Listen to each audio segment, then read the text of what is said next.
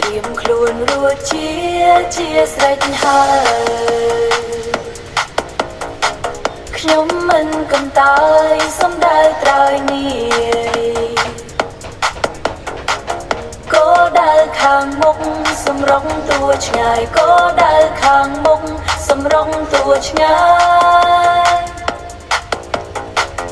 ញើហោហត់កាយបេះដូងងោះមុតបេះដូងងោះមុត